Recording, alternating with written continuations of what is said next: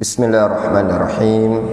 Alhamdulillah nahmaduhu wa nasta'inuhu wa nastaghfiruh wa na'udzu billahi min syururi anfusina wa min sayyiati a'malina. May yahdihillahu fala mudilla lahu wa may yudlil fala hadiya lahu. Wa ashhadu an la ilaha illallah wahdahu la syarika lahu wa ashhadu anna Muhammadan abduhu wa rasuluhu sallallahu alaihi wa ala alihi wa ashabihi ajma'in, amma ba'd. Kita lanjutkan wa an Umar mauqufan wa an Anas marfu'an. Dari Umar secara mauquf dan dari Anas secara marfu'. Mauquf itu riwayat yang sampai kepada sahabat Umar, sahabat Nabi SAW. Kalau marfu itu sampai kepada Nabi sallallahu alaihi wasallam. Kalau maqtu itu sampai kepada tabi'in.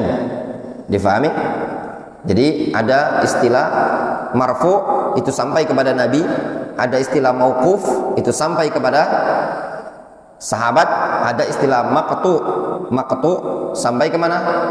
Sampai ke tabi'in.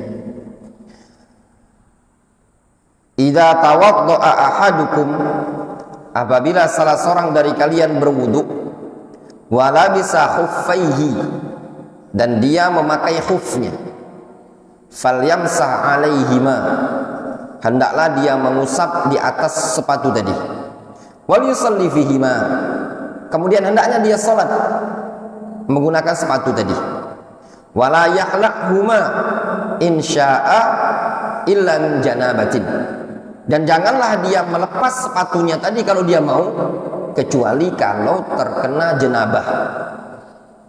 Akhrajahu ad-Daruqutni wal Hakim wa sahhahahu. Hadis ini diriwayatkan oleh Imam ad-Daruqutni dan juga Imam al-Hakim, disahihkan oleh beliau. Takhrijul hadis.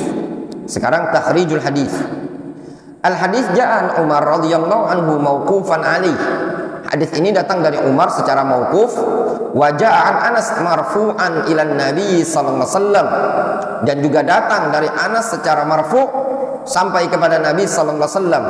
Wa zahiru isnadihi as-sihhah, secara zahir sanad sahih. Wa qad asyara ba'dul huffaz ila i'lalihi bisababi tafarrudi ba'dir ruwat. Namun sebagian para ulama memberikan isyarat tentang adanya cacat, adanya illah pada hadis ini dengan sebab menyendirinya sebagian perawi. Rawahu marfu'an wa mauqufan ad-Daruqutni wal Baihaqi wa rawa al-Hakim al-marfu' faqat. Al-Imam ad-Daruqutni dan juga al-Imam al-Baihaqi meriwayatkan hadis ini secara marfu' dan mauquf. Namun Al-Hakim meriwayatkan cuma secara marfu'. Jelas? Fahim tuh? Nah, itu tadi.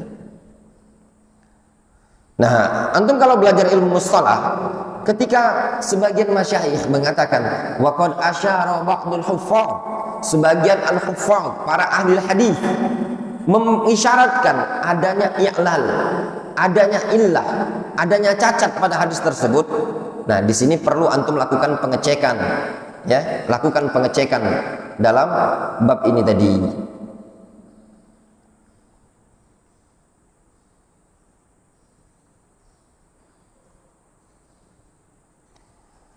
Fiqhul hadis, fikih hadis ini.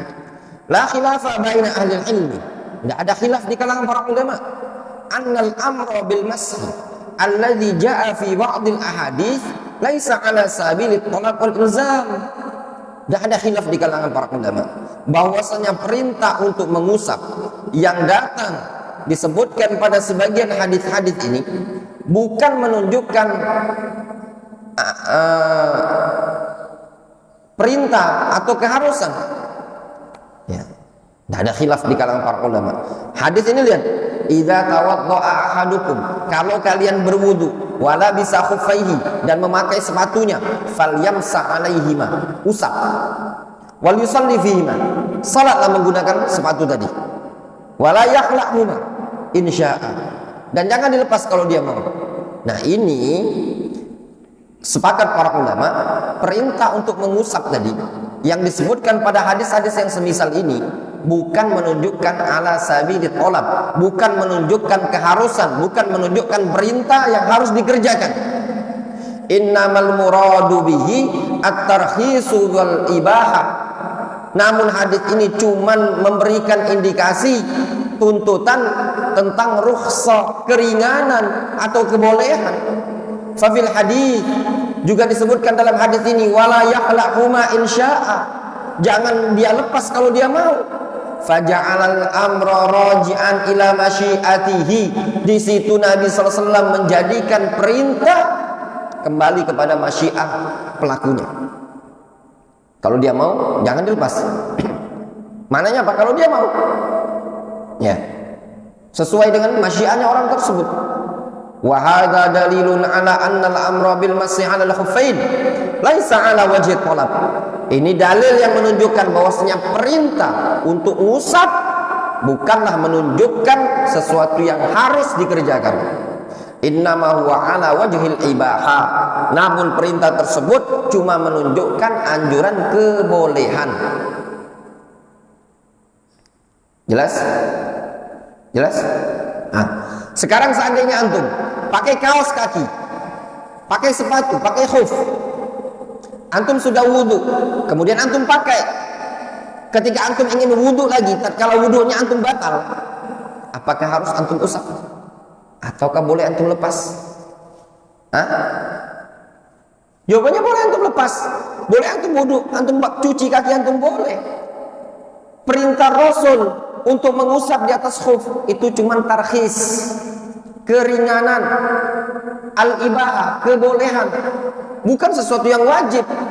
Misalnya antum farhan, ya, antum berwudu, kemudian antum pakai kaos kaki, lalu tidak lama kemudian antum batal wudunya dan antum ingin berwudu lagi, tidak mesti atau tidak harus antum melakukan pengusapan di kaos kaki. Kalau antum pengen lepas ya tidak masalah, boleh saja. Difahami? Sehingga perintah dalam bab al-mashu 'ala al-khuffain itu litarkhis wal ibaha, la lil wujubi wal ilzam. Difahami? Nyambung? Hah? Nyambung? Nah.